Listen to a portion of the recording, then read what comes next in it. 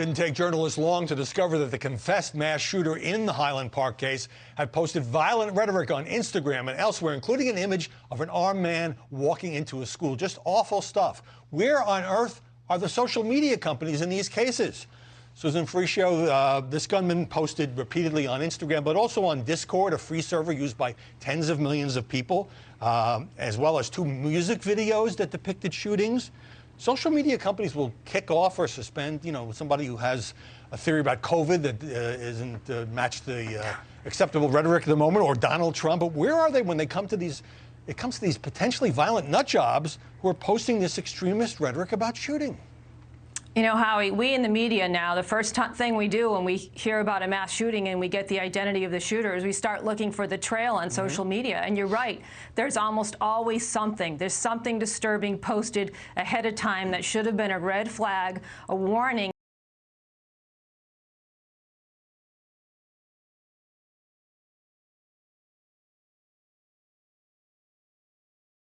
No social media, no way of really knowing that that tragedy was about to happen.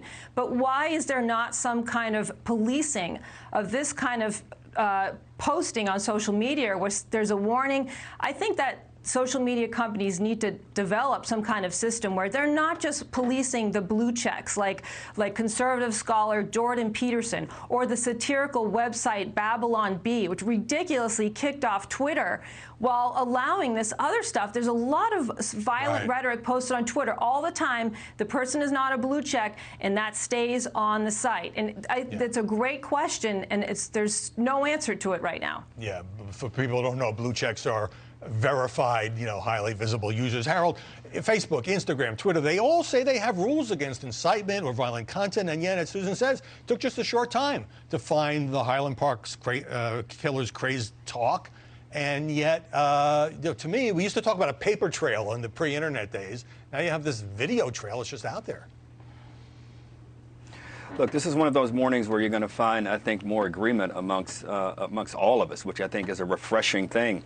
There perhaps ought to be more regulation around this, because I think the only way you're going to get the social media companies to perhaps subscribe to one platform for how you do these things is to perhaps bring about some collaboration amongst authorities, public authorities, as well as the private government regulation companies. And government intervention is necessary because places like Twitter and Facebook aren't doing their jobs? I'm just asking. Yes, sir. I don't think they're doing their job. The results, unfortunately, suggest that they could be doing a much better job if they're kicking off. First of all, they have a mechanism in place to police political content, which, we agree with when it's ours, we disagree with when it's not ours. What they don't have in place is a policing capability for what Susan just articulated very well.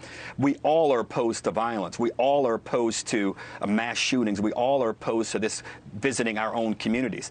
So a collaboration, perhaps, between authorities and these companies, because these companies clearly can't do it alone. I think there should be some further stuff done with how they promote things with deal with. I have a young daughter and a young son, how young women are depicted on there, but that's a different conversation. But in this regard, there should be collaboration between the two, and they should all be able to agree on it.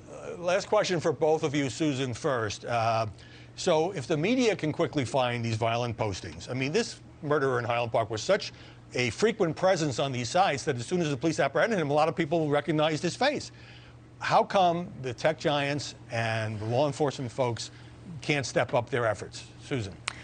Well, there's been a reluctance for there to be any collaboration with tech and law enforcement. That's been going on forever. They don't want to unlock passcodes for the FBI when they're trying to find out information on someone's iPhone. There's always been a real reluctance or resistance to work with law enforcement for social media. I think that the string of incidents we've seen now is going to further raise questions about whether there should be collaboration. And I also think the police are overwhelmed. I really do. I think they're overwhelmed right now, and that's part of it. Harold. I agree. I know you're out of time. I agree with Susan. We need to do these things and do them as quickly as possible.